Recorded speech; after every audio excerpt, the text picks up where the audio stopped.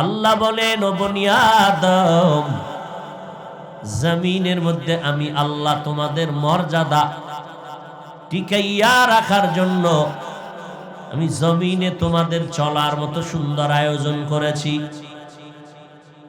আমি আল্লাহ পাক স্থল পানির মধ্যেও ব্যবস্থা করেছি। যেই লোহা পানিতে ডুবে যায়, ওই লোহা দিয়ে আমি জাহাজ বানানোর মেধা দিয়ে তোমাকে ভাসায় রাখি। এক জায়গা থেকে ভিন্ন জায়গায় ব্যবসার কাজে তোমরা যাও, এগুলো আমি তোমাদের জন্য করেছি, আর কারো জন্য না।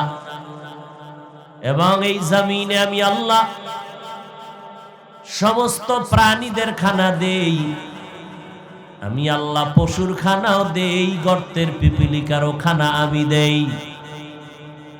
আমি মানুষের খানার আয়োজনও করেছি, তবে মানুষ তোমার যে খানাটা, এর মতো পিওর খানা জমিনে আর নাই। আমি আল্লাহ তোমাদের মর্যাদা তো বাড়ায় দিয়েছি। আমি আল্লাহ পাক রব্বুল আলামিন এত মজার মোহাব্বত আর তোমাদের কেন করছি জানোনি? ফেরেশতারা 24টা ঘন্টার অল টাইম আমি আল্লাহর গুণগান গায়। এরপরও আমি ফেরেশতাকে শ্রেষ্ঠত্ব দান করি নাই। আমি মানুষ তোমাদের কেন দিয়েছি? তোমাদেরকে দেওয়ার পিছনে একটা কারণ। তোমাদের শক্তি বেশি, এই জন্য তোমাদের মর্যাদা কয় না। শক্তির দিক থেকে হিসাব করো, তুমি বড় দুর্বল। ওয়া খুলিকাল ইনসানু যায়ীফা, মানুষের মতো দুর্বল আমি কোনো প্রাণী বানাই নাই। ও মানুষ, তুমি এতটাই যে দুর্বল, পিপিলিকার কাছেও তুমি দুর্বল, একটা মশার কাছেও তুমি দুর্বল, খানার বেলায় তুমি দুর্বল। সমুদ্রের মধ্যে বড় বড় নীল তিমি আছে, নীল তিমি, এক একটা নীল তিমির প্রতিদিনের খানার তালিকা 1000 কেজি চিংড়ি মাছ। ঢাকা চিড়িয়াখানায় লেখা আছে দৈনিক একটা বাঘের খাদ্য হলো 17 কেজি গোশত। কোহে কাফ একটা পাহাড়ের নাম, ওই পাহাড়ে একটা প্রাণী বসবাস করত, সিমর্গ। ওই প্রাণীটার প্রতিদিনের খানা হলো 40টা মোটা তাজা হাতি। তাহলে বান্দা, তুমি খানার বেলায় দুর্বল, মেধার দিক থেকে তুমি আগানো কয় না। তাকাইয়া দেখো, মেধার বেলায় তুমি বড় দুর্বল। ইঞ্জিনিয়ারিং পাশ করে বিল্ডিং বানাইছো, আর এক ইঞ্জিনিয়ার এসে বলে তোমার বিল্ডিং এর থিওরিতে ভুল আছে, আঁকা বাঁকা আছে। কিন্তু ভিন্ন মাখলুকের দিয়ে তাকায় দেখো, আল্লাহর এক মাখলুক হলো মৌমাছি, এত সুন্দর বিল্ডিং বানায়। দুনিয়ার সমস্ত মৌমাছির বানানো বিল্ডিং একই ডিজাইন। একটা গাছের ডালের নিচের অংশে বিল্ডিংটা বানায়, উপরেও না, রশি দিয়েও বাঁধা নাই। এক একটা বাসার মধ্যে মৌ পোকার 40 কেজি 20 কেজি মধু থাকে। মধুর বোতলগুলোর মুখ খোলা, সব নিচে করা, এক ফোঁটা মধুও গড়ায়া পড়ে না। এদের থাকার জায়গা আলাদা, এদের বেডরুম বাথরুম সব আলাদা। এরে আল্লাহর গোলাম, এই মৌমাছি এত সুন্দর বিল্ডিং বানাইলো, কোনো আঁকা বাঁকা নাই। আল্লাহ কয়, মানুষ তোমার মেধাও বড় দুর্বল, খানার বেলায় তুমি দুর্বল, চলার বেলায় তুমি দুর্বল। তাহলে তোমার মর্যাদা শিক্ষিত হওয়ার কারণে না, জ্ঞানের কারণে না, শক্তির কারণে না, বরং তোমার মধ্যে এমন একটা মেডিসিন আমি আল্লাহ রেখেছি, যেই মেডিসিনটা ফেরেশতার ভেতরে নাই, যেই মেডিসিনটা পশুর মধ্যে নাই, সেই মেডিসিন হলো গুনাহের আকর্ষণ। গুনাহের আকর্ষণ ফেরেশতাদের মধ্যে নাই, তবে পশুর মধ্যে গুনার আকর্ষণ আছে। পশুরা গুনার মজা বুঝে, কিন্তু মানুষের মধ্যে আরেকটু আলাদা। মানুষ গুনার মজাও বুঝে, সাজাও বুঝে। পশু শুধু গুনার মজা বুঝে, সাজা বুঝে না। আল্লাহ পাক বলেন, রে গোলাম, তোমার সামনে গুনার কাজ আসছে, তুমি গুনার মজা পাইয়া যদি সাজার ভয়ে গুনাহটা ছেড়ে দাও, তোমার সম্মান আমি ফেরেশতার থেকেও বাড়ায় দিব।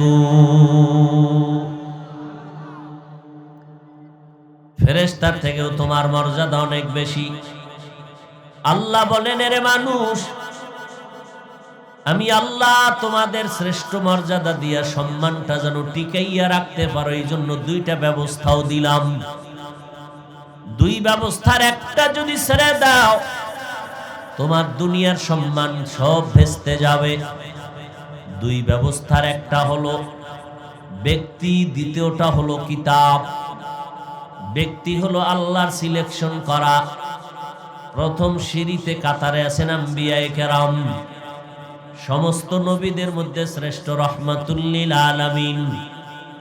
আল্লাহ যত কিতাব দিয়েছেন, সমস্ত কিতাবের মধ্যে শ্রেষ্ঠ কিতাব হলো কোরআনুল কারীম।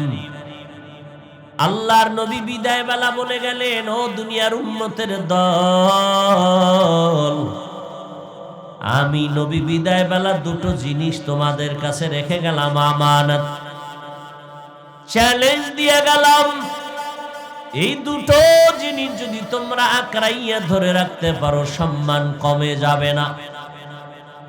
এক নম্বরে আল্লাহর কিতাব কোরআন, দ্বিতীয়টা হলো নবীর সুন্নতের আদর্শ। আল্লাহর কসম, ১৫০০ বছর পর আজও তাকাইয়া দেখো রে মুসলমানরা, ও নবীর আশিক, এই দুনিয়াতে সব মুসলিমরা চায় মাদ্রাসা বন্ধ হয়ে যাক, মসজিদ বন্ধ হয়ে যাক, কোরআনের আওয়াজ বন্ধ হয়ে যাক।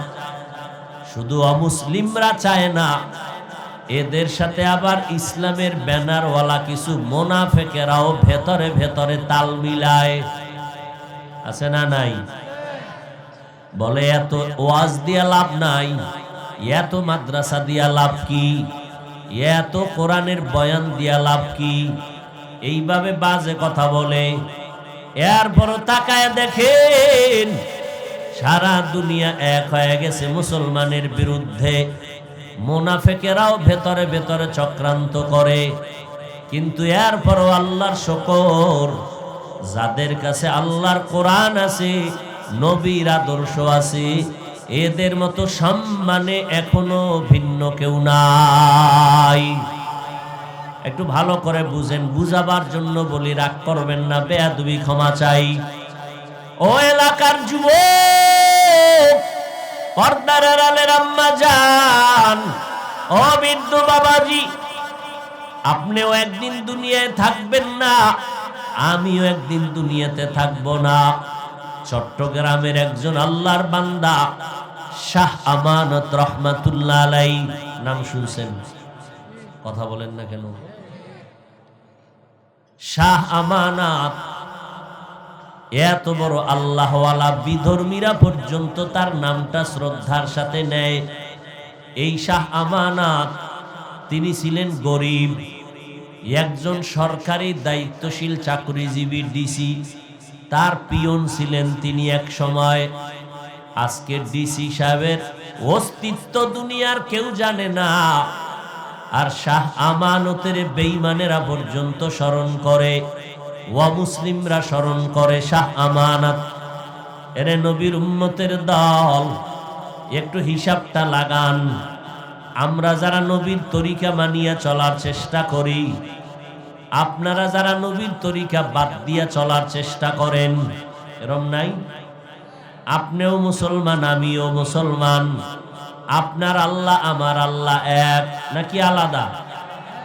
আপনার নবী আমার নবী কি ঘুমাইতেছেন? আপনার কাবা আমার কাবা, জোরে বলেন। আমার ধর্ম আপনার ধর্ম, আপনাদের কালেমা আমার কালেমা, আপনাদের কোরআন হাদিস আমার কোরআন হাদিস। আপনি আমি দুনিয়াতে আসছি, সিস্টেম ছিল সব এক নাকি আপনারা লুঙ্গি পরে আসছিলেন? বিদায় বেলার সিস্টেম হবে তাও পুরুষের কাফন 3টা, মহিলাদের কাফনের কাফন 5টা, কালার হবে আলাদা। হ্যাঁ, সব কালার হবে এক। কি কালার হবে? সাদা। মরণের পরে যেই কবরে রাখবে কবরের সাইজও হবে এক। কবরের মধ্যে 3টা প্রশ্ন হবে, সবার বেলায় এক। রবের পরিচয় দাও, ধর্মের পরিচয় দাও, রাহমাতুল লিল আলামিনের পরিচয় দাও। ও আল্লাহর বান্দারা, আপনার আমার আল্লাহ এক, নবী এক, কোরআন এক, ধর্ম এক, কালেমা এক, কাবা এক। কিন্তু আপনি মুসলমান, আমিও সেই নবীর উম্মত মুসলমান। আপনার টুপি মাথায় দিতে লজ্জা লাগে, আর আমি মুসলমান, আমার টুপি মাথায় না দিলে লজ্জা লাগে। আপনি মসজিদে ঢুকতে লজ্জা পান, আমি মসজিদে না ঢুকলে লজ্জা পাই। আপনি পর্দা করতে লজ্জা পান, আমি পর্দা না করলে লজ্জা পাই। চিন্তা করেন আপনি কত ভিআইপি মুসলমান। ও আল্লাহর বান্দারা, আমরা নবীর আদর্শ মেনে চলার চেষ্টা করি, আপনারা নবীর আদর্শ বাদ দিয়ে চলার চেষ্টা করেন। কারণ কি? আপনারা ধারণা দুনিয়ায় তাহলে আরাম শান্তি পাবেন। এবার আমাকে একটু বলেন, আপনারা যারা দুনিয়া দুনিয়া দুনিয়া দুনিয়া করিয়া নবীর টুপি পরেন না, নামাজ পড়েন না, পর্দা করেন না, বলেন আপনারা কয় বেলা খান প্রতিদিন? 3 বেলা। আমরা নবীর তরিকা ঠিক রাখার পরেও আমরাও কয় বেলা খাই? বরং আপনাদের থেকে বেশি খাই। আর কি হবে? হুজুরের মতো বেশি খাই না আসেনি দুনিয়া। রমজানে ডায়েরি লাগে, দাওয়াত খাই, মুখস্থ থাকে না। সেক্রেটারি কয় দাওয়াত কবে? শুক্রবার। না, শিডিউল নাই। সাহারি 1 জায়গায়, ইফতারি 2 জায়গায়। ইফতারি কয়বার করে? একবার। তো 2 জায়গায় কয় যে ওই যে মাগরিবের আগে আর ভরে, বুঝলেন না? মাগরিবের আগে আর ভরে, সাহারি আর এক ঘরে। এইভাবে শিডিউল দাওয়াত। সিরিয়াল না পাইলেন দাওয়াত না। হুজুরের দাওয়াত দিলাম, আইলো না, খাইলো না, না, মনটাই খারাপ হয়ে গেল। কথা ঠিক নেই? তাহলে আপনাদের থেকে আমরা তুলনামূলক বেশি খাই এবং পিওর খাই। আমাকে কেউ ভেজাল দেয় না, বদ্ধ হয় যদি আগুন লাগে ঘরে, বুঝেন না? এই জন্য দেশি মুরগি, কোনো ভেজাল টেজাল নাই। জীবনে বিসমিল্লাহ না কইলে ওই সময় কয়, ভয় অন্তরে। তাহলে আপনারা নবীর আদর্শ বাদ দিয়েও 3 বেলা খান, আমরা নবীর আদর্শ ঠিক রাখার পরেও 3 বেলা খাই। তা তো সমান সমান আছেন, উপরে তো উঠতে পারলেন না। যারা ভাবছিলেন আমগো নিচে ফেলায় উপরে উঠবেন, পারলেন না। আপনারাও নবীর তরিকা বাদ দিয়া ব্যবসা করেন, চাকরি করেন। আমরা নবীর তরিকা যারা মানি, আমাদের মধ্যে ব্যবসা করে, চাকরি করে, আছে না নাই? আপনি নবীর তরিকা বাদ দিয়া বিয়ে শাদী করলেন, সন্তান আছে। আমাদের মধ্যে বিয়ে শাদী করনেওয়ালা, সন্তানওয়ালা আছে, নবীর তরিকা ঠিক রাখিয়া। তাহলে আপনি বেশি আগাইতে পারেন নাই, আমাদের তুলনায় আপনি মোটেও আগাইতে পারেন নাই। বরং তুলনামূলক দেখা যায় অশান্তি আপনার বেশি, আপনার মুসিবত বেশি। ডাইনিং টেবিলে খানার অভাব নাই, খাওয়ার অভাব। খানার আইটেম রেডি, খাওয়া যাবে না, রেড সিগন্যাল লাগানো, ডাক্তারের খাইলে মরণ। ঠিক নেই? আপনার কোনোটার অভাব নাই, কিন্তু মনের শান্তির বড় অভাব। ছেলে নিয়ে কষ্ট, মেয়ে নিয়ে কষ্ট, পরিবার নিয়ে কষ্ট, কমন মানে না।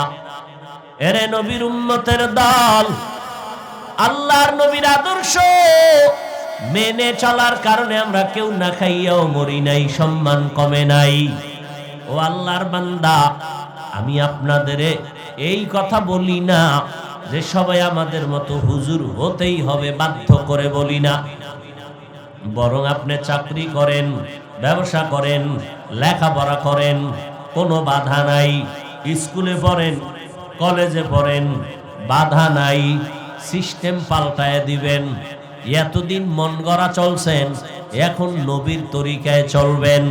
বলে নবীর তরিকায় চলতে গেলে খানাও বন্ধ হবে না, চাকরিও যাবে না, লেখাপড়াও বন্ধ হবে না।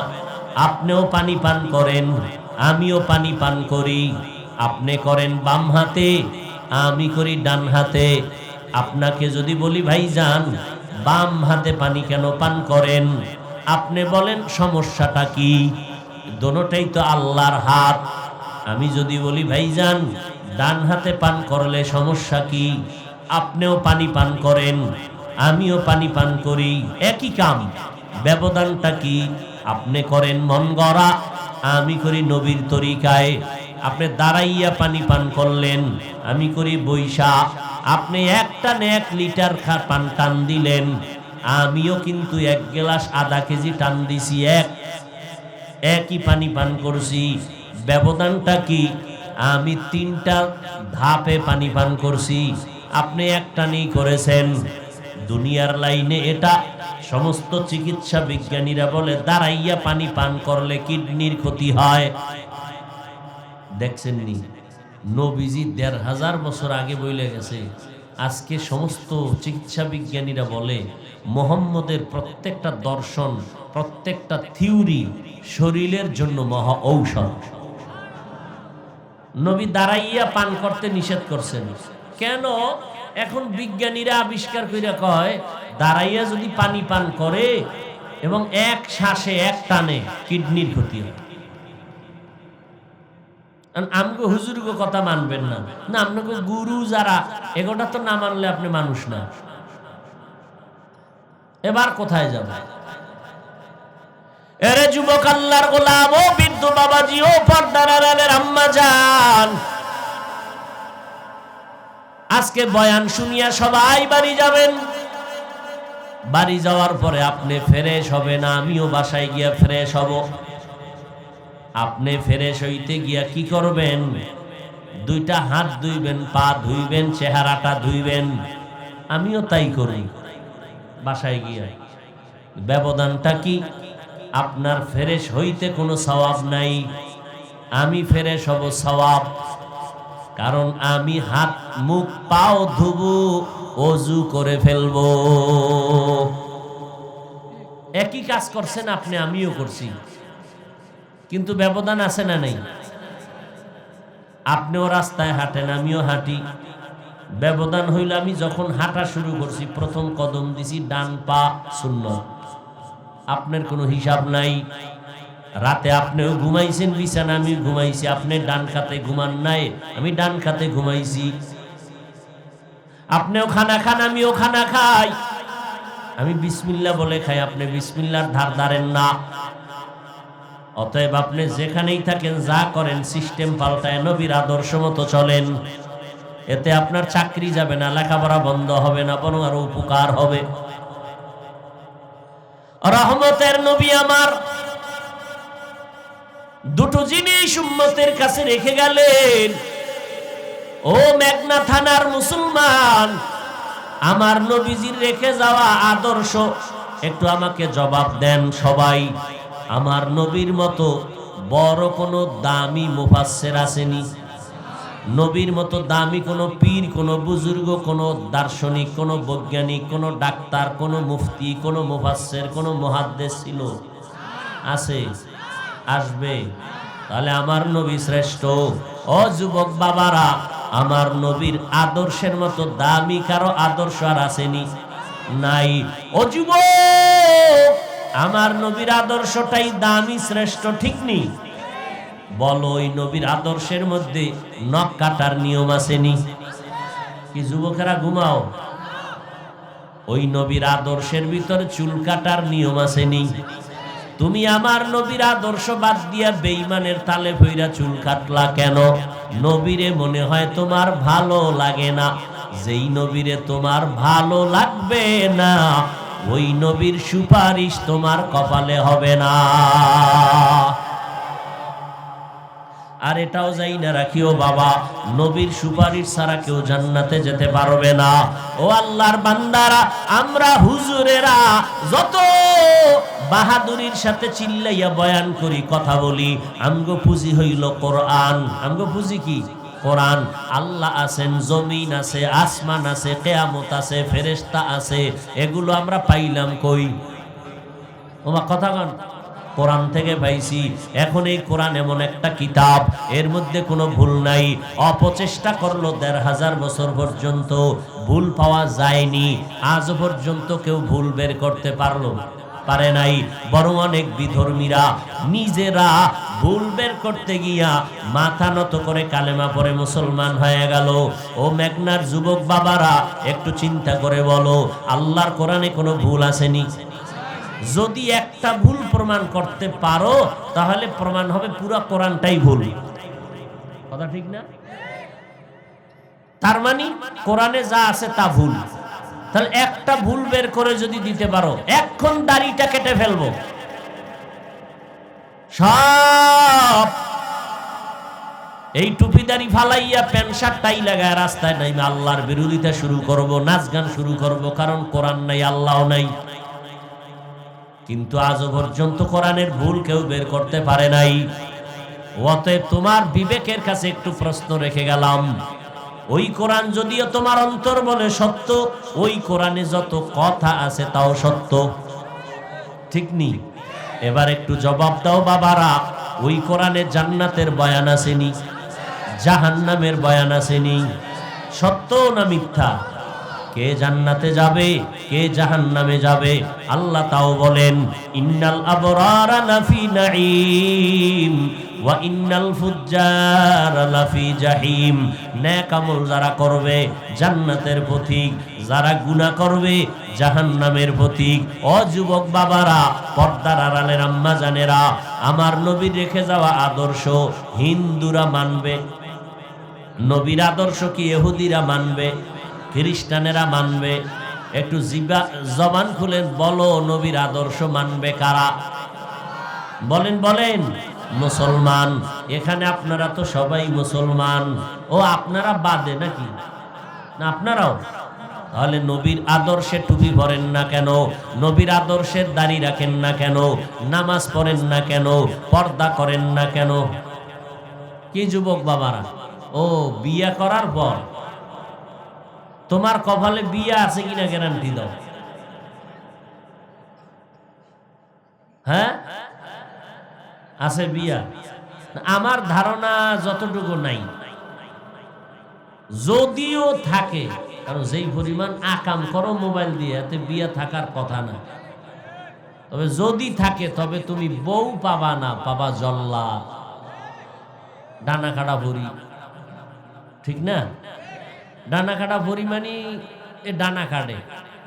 যখন এর ঘরে আনবা, এ কইবে তোর মায়ের ডানা বাপ, তোর বাপের দাও বাপ, দুজন খারাপ। তো কি করবো? ঢাকা ফেলাট ল, তোমারে লয়ে ঢাকা গেছি। ঢাকা যায় কয়েকদিন তোমারে খাইয়া চুষে সব তোমারে রাস্তার ফকির বানায় কইবে তোর ডানাও কেটে বিদায়, হিজরত করলাম। ডানা কাটা ভরি। হাসিও না, টের ভাইবা চান্দু, কত ধানে কত চাল, সময় মতো হাসিও না। আমি শুরুতে বলছি না হাসার প্যান্ডেল না, আর আমি যা বলছি এটা হাসির কথা না, কান্নার কথা। বউয়ের জোতার বাড়ি যখন কপালে লাগবে, টের ভাইবে এটা বউ না জল্লা, তখন টের ভাইবে। কয় মাইয়ার জীবন খাইছো, এক মাইয়ায় জুতা দিয়া সাইজ করবে।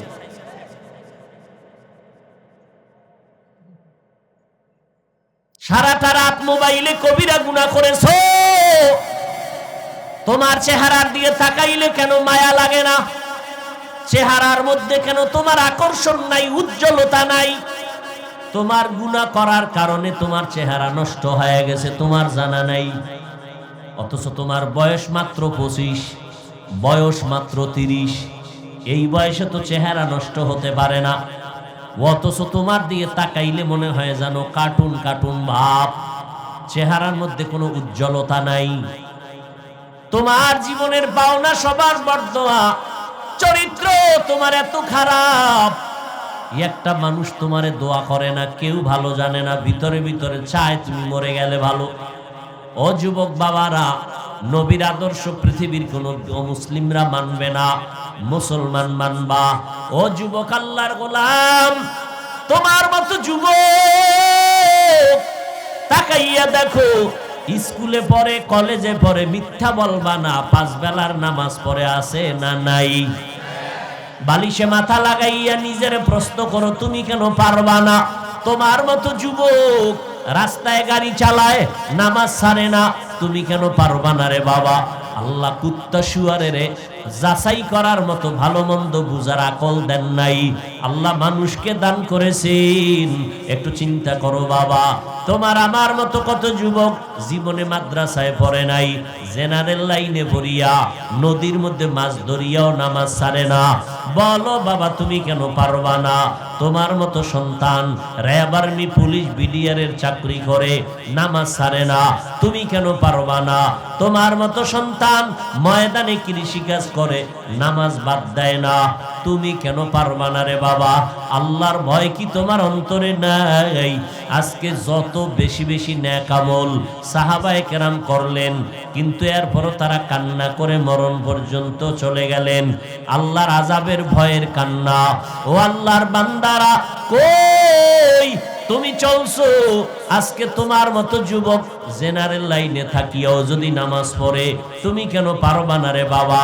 ও বৃদ্ধ বাবাজিরা, আপনার মতো কত বুড়া মানুষ হাতে লাঠি নিয়া মসজিদে গিয়া টোকায় টোকায় গিয়া নামাজ পড়ে, ছাড়ে না, আপনারা কেন পারবেন না? ও পর্দার আড়ালের আম্মা জানেরা, এতক্ষণ আপনাদের সন্তানদের অনেক কথা শুনাইছি, এই কথাগুলো যদি আসলেই বাস্তবায়ন করতে চান ভালো লাইনে, এগুলোর জন্য আপনাদের অবদান রাখতে হবে, দোয়া করতে হবে। কারণ আপনাদের এত দাম, এত মর্যাদা আল্লাহ দান করেছেন। আপনারা নবীদের মায়ের মতো মা, সাহাবায়ে কেরামের মায়ের মতো মা। এরে আম্মা জান, আপনারা আলেম হাফেজে কোরআনের মায়ের মতো মা। এই স্টেজে সন্তানরা কোরআন হাফেজ হইয়া মাথায় পাগড়ি নিল, এদের মা বাবার কপাল কত ধন্য। এরে পর্দার আড়ালের আম্মা জান, আপনার মতো কত মা এখনো আছে এই এলাকায়, তাহাজ্জুদ নামাজ পড়ে, 5 ওয়াক্ত পড়ে, স্বামীর মাল হেফাজত করে, সন্তানগুলো নেককার বানানোর চেষ্টা করে। ও আম্মা জান, আপনারা খাদিজা রাদিয়াল্লাহু আনহার মতো দামি নারী, আপনারা ফাতেমা রাদিয়াল্লাহু আনহার মতো দামি নারী, আয়েশা রাদিয়াল্লাহু আনহার মতো দামি নারী। এরে আম্মা জান, আপনাদের এত সম্মান। ইসমাইল নবীর মা হাজরা আলাইহিস সালামের মতো দামি নারী, ঈসা নবীর মা মারিয়াম আলাইহিস সালামের মতো দামি নারী। বেঈমান ফেরাউন আল্লাহর সাথে চ্যালেঞ্জ দিয়া নিজেরে খোদা দাবি করলো, ওই ফেরাউনের ঘরে আল্লাহ গোলাপ ফুল ফুটায় দিলেন তার স্ত্রী আসিয়ার মাধ্যমে। ওই আসিয়া বেঈমান ফেরাউনের ঘরে থাইকা আল্লাহর জান্নাত নিয়া জান্নাতে চলে গেলেন। নবীজি বলেন, হাসরের ময়দানে আসিয়ার সাথে আমি মুহাম্মদের বিবাহ হয়ে যাবে। এরে আল্লাহর বান্দারা, ও পর্দার আড়ালের মা বোনেরা, এখনো সময় আছে, তওবা করেন। আল্লাহ পাক রব্বুল আলামিন বলেন, ও মানুষ, আমি আল্লাহ তোমাদেরকে দুনিয়ায় পাঠাইছি, আমার নবী কোরআন পাইয়া হেদায়েতের বাণী শুনাইতেছেন। লোকেরা কয়, কি শোনাও? বলে রবের কালাম, রহমানের কালাম। তোমরা এক আল্লাহর ইবাদত করো, রহমানের ইবাদত করো। মুশরিকরা বলে মুহাম্মদ তুমি একবার বলো এক আল্লাহ, আবার বলো রহমান। তাহলে কি আল্লাহ দুইজন? কয় না। তো রহমান কে? আল্লাহ নবীকে জবাব দিয়া বলেন, নবী জানায় দেন রহমানকে জানায় দেন। আর রহমান আল্লামাল কুরআন খালাকাল ইনসান। রহমান হলেন তিনি, কোরআন শিখাইলেন যিনি, মানুষ সৃষ্টি করলেন যিনি। অর্থাৎ এখানে একটা ভালো কঠিন পয়েন্ট আছে, ভালো করে খেয়াল করেন। আল্লাহ বলেন আমি কেমন রহমান, আগে কোরআন শিখাইছি তারপরে মানুষ বানাইছি। অথচ বাস্তব তার উল্টা, আগে আল্লাহ আমাদের বানাইছেন, পরে আমাদের কোরআন শিক্ষার তৌফিক দিছেন। আমরা আগে দুনিয়াতে আইসা এরপরে বড় হইয়া কোরআন শিখলাম। অথচ আল্লাহ তার উল্টা বলে আমি আগে মানুষ বানাই নাই, আগে কোরআন শিখাইছি তারপরে আমি মানুষ বানাইছি। আল্লাহ উল্টা কেন বললেন? তার জবাবটা ভালো করে শুনেন। এরে নবীর উম্মতের দল, আল্লাহ পাক কেন উল্টা বললেন যে আমি আগে কোরআন শিখাইয়া পরে মানুষ বানাইছি? তার ব্যাখ্যাটা শুনে নেন। আল্লাহর আদালতে এই যে আমরা এত মানুষ, সব মানুষের দাম নাই। কিছু মানুষ আছে বংশগত মানুষ, কিছু মানুষ আছে জন্মগত মানুষ। আল্লাহর কাছে বংশগত মানুষেরও সফলতা নাই, বংশ জন্মগত মানুষেরও কামিয়াবি হবে না। আল্লাহর কাছে একদল মানুষের দাম হবে বিনা হিসাবে জান্নাত। ওই মানুষ হবে একমাত্র গুণের মানুষ, আদর্শের মানুষ। এরা আদম নবীর বংশে জন্ম নিলেও লাভ নাই যদি গুণের মানুষ না হয়। এবার বোঝা দরকার গুণের মানুষ কাকে বলে, ভালো করে বুঝার চেষ্টা করেন। আমি যে মাইকের সামনে কথা বলি, চিন্তা করেন যেই বস্তুটা যেই কাজের জন্য বানায়, ওই কাজটা হলো ওই বস্তুটার গুণ। মাইকওয়ালা মাইক বানাইছে আওয়াজ দেওয়ার জন্য, আওয়াজ দেওয়া মাইকের গুণ। বাতিওয়ালা বাতি বানাইছে আলো দেওয়ার জন্য, আলো দেওয়া বাতির গুণ। ঠিক নেই? যেই জিনিসটা যেই কাজের জন্য বানায়, ওই কাজ হলো ওই জিনিসের গুণ। বলেন তো মানুষ বানাইছেন কেন? কি জন্য? বিড়ি টানার জন্য? একমাত্র ইবাদতের জন্য। ইবাদত, আল্লাহর ইবাদতের জন্য মানুষ বানাইছেন। তাহলে যেই জিনিসটা যেই কাজের জন্য বানায়, ওই কাজটাই হলো ওই জিনিসের গুণ। মানুষের কাজ কি? তাহলে মানুষের গুণ কি? দেখছেন মানুষের গুণ কি? ইবাদত করা। ইবাদত করলে সে গুণের মানুষ। মাইকের গুণ কি? আওয়াজ দেওয়া। বাতির গুণ কি? আলো দেওয়া। মাইক যদি আওয়াজ না দেয় বলবে ফালায় দাও, এটা গুণের মাইক না। বাতি যদি আলো না দেয় বলবে ভেঙ্গে ফেলো, এটা গুণের বাতি না। মানুষ বানাইছেন কেন? ইবাদতের জন্য। ইবাদত করা মানুষের গুণ। এখন যদি মানুষ ইবাদত না করে, আল্লাহ বলবে ফেরেশতা এরা লাথি দিয়া জাহান্নামে ফালায় দাও, এটা গুণের মানুষ না। কিন্তু ইবাদত যে করবেন মন গড়া না নিয়ম লাগবে? নিয়ম জানার জন্য লাগবে কোরআন। কোরআন থেকে কোরআন ইবাদতের নিয়ম জানো। বলে আমি কোরআন পারি না, হাদিস ধরো পারি না। কোরআন হাদিস যারা জানে ওলামায়ে কেরাম তাদের কাছে যাও, যাইয়া কোরআন শিখিয়া নিয়ম অনুযায়ী ইবাদত করো, তো তুমি গুণের মানুষ। এই দিকটা ইঙ্গিতের জন্য আল্লাহ বলছেন আর রহমান আল্লামাল কুরআন খালাকাল ইনসান। আমি এমন রহমান, কোরআন শিখাইছি তারপরে মানুষ বানাইছি। অর্থাৎ যারা কোরআন শিখিয়া ইবাদত করবে সঠিকভাবে, তারা গুণের মানুষ। এই গুণের মানুষ আল্লাহর জান্নাত পাবে। অতএব গুণের মানুষ হতে হলে ইবাদত লাগবে। ইবাদত বুঝতে শিখতে হলে কোরআন লাগবে। কোরআন শিখতে বুঝতে হলে উলামায়ে আহলে হক লাগবে। এই গুণের মানুষের জন্য আল্লাহ জান্নাত বানাইছেন। ইবাদত করা মানুষের গুণ। যারা সঠিকভাবে ইবাদত করবে, ইবাদত মানে সারা রাত জায়নামাজে বসে থাকা না, সারা দিন রোজা রাখা ইবাদত না। আপনি ব্যবসা করেন ইবাদত, আপনি চাকরি করবেন ইবাদত, আপনি লেখাপড়া করবেন ইবাদত। সব হতে হবে আল্লাহর জন্য, নবীজির তরিকায়। যা করবেন সব ইবাদত। ও আল্লাহর বান্দারা, এরে নবীর উম্মতের দল, আল্লাহ পাক রব্বুল আলামিন ইবাদত করবিয়া গুণের মানুষ হয়ে যারা কবরে যাবে এদের জন্য জান্নাত আল্লাহ হাসরের ময়দানে এদের বিনা হিসাবে জান্নাত দিবেন। কিন্তু যারা ইবাদত করবে না এরা গুণের মানুষ হবে না, আল্লাহ তাআলা ওই অন্ধকার কবরে নেওয়ার পর জাহান্নামে নিক্ষিপ্ত করবেন। ও আল্লাহর বান্দারা, ও পর্দার আড়ালের আম্মা জান, আল্লাহ পাক হেদায়েতের মালিক যেই ফেরাউন আল্লাহর সাথে চ্যালেঞ্জ দিয়া নিজের খোদা দাবি করলো, ওই ঘরে আমার আল্লাহ মেহেরবানি করে আসিয়াকে ঈমানওয়ালা বানায় দিলেন। এরে আম্মা জান, আসিয়ার মতো এমন একজন আল্লাহর বান্দি বেঈমান ফেরাউনের ঘরে থাইকা আসিয়ার জবানে আল্লাহর নাম উচ্চারণ হয়। ফেরাউন বলে, রে আসিয়া, জবানে কি আওয়াজ দিলা? বলে, আমার মালিকের নাম আমি উচ্চারণ করলাম। বলে, আমি তো মিশরের খোদা, তুমি আবার কার উপরে ঈমান আনছো? বলে, মুসা নবীর আল্লাহ যিনি আমার আল্লাহ তিনি। ফেরাউনের মাথা গরম হয়ে গেল।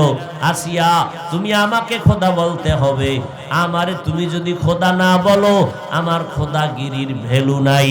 আসিয়া বলে, এক আল্লাহকে মানছি, তোমাকে আমি আল্লাহ বা খোদা বলে স্বীকার করতে পারবো না। ফেরাউন শেষ পর্যন্ত ওই আসিয়ার উপর অত্যাচার, খানা বন্ধ, পানি বন্ধ, ঘুম বন্ধ, থাকার জায়গা নাই। ও আল্লাহর বান্দারা, শেষ পর্যন্ত ফেরাউন সিদ্ধান্ত নিল আসিয়াকে ফাঁসি দিয়া দুনিয়া থেকে বিদায় দিবে। আসিয়ার যখন এই খবর ছড়ায় গেল ফাঁসি হয়ে যাবে, হাজারো লাখো মানুষ হাজির, এবার শুলিবিদ্ধ করবে আসিয়াকে।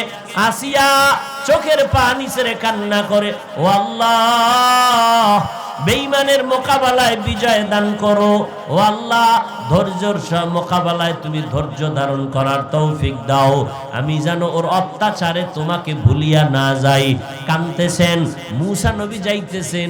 আসিয়া ডাক দিয়ে কয়, ও পয়গম্বর, আল্লাহর মোহাব্বতের একটু আওয়াজ দেন, আমার এখন ফাঁসি হবে, একটু বলেন আমার আল্লাহ এই মুহূর্তে আমার উপরে বেজার না খুশি?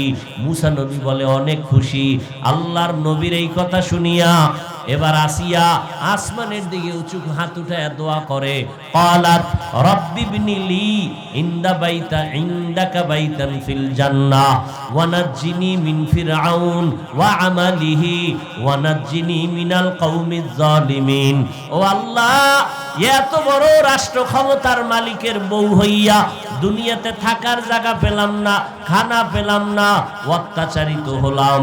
ও আল্লাহ, মেহেরবানি করে তুমি আমার জন্য তোমার পার্শ্বে জান্নাতে একটা ঘর বানাইয়া দিও। আসিয়া কথা বলে কাঁদতেছেন, হঠাৎ আসিয়ার কান্না বন্ধ, মুস্কি হাসে। ফেরাউন ডাক দিয়া কয়, রে আসিয়া, বিপদ সময় ফাঁসি হবে, হাসো কেন কান্না বন্ধ করে?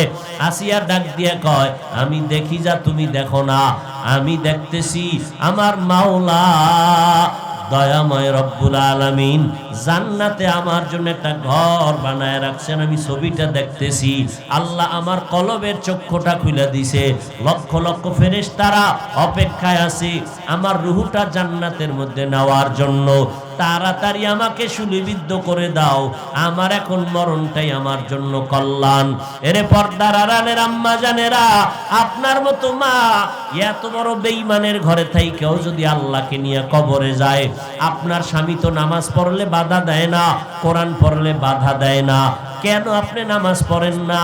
কেন কোরআন তেলাওয়াত করেন না? এখন থেকে তওবা করে নেন।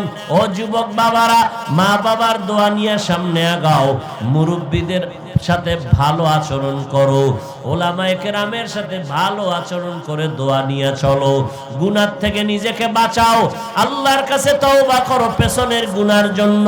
ও দয়ার মালিক, মনে হয় যেন এই ময়দানে আমার মতো গুনাহগার কেউ নাই। গুনার কারণে জিহ্বা নাপাক, অন্তর নাপাক, হাত নাপাক। ও আল্লাহ, মেহেরবানি করে মাফ করে দাও। যারা খাঁটি ভাবে তওবা করবে, আপনার গুনাহ করতে লাগছে 50 বছর, আল্লাহর ক্ষমা করতে 1 সেকেন্ডও লাগবে না। আল্লাহর কাছে তওবা করো যুবক, আর কোনদিন মা বাবারে কষ্ট দিবা না, আলেমদের বিরোধিতা করবা না, নবীর সুন্নত অনুযায়ী চলবা, মা বাবার দোয়া নিয়ে চলবা। তাহলে জীবন তোমার সফল। জীবনে গুনাহ করেছো, তওবা করে নাও। মা বাবার সাথে আর অন্যায় না, মোবাইল নিয়ে কোনো গুনাহ না। ওলামায়ে কেরাম পাইলে দোয়া নিয়ে চলবা, নবীর সুন্নাত অনুযায়ী চলবা। এরে পর্দার আড়ালের আম্মা জান, আল্লাহর কাছে তওবা করেন, সন্তানের জন্য দোয়া করেন, আল্লাহ নেককার সন্তানের মা বাবা বানায় দিবেন।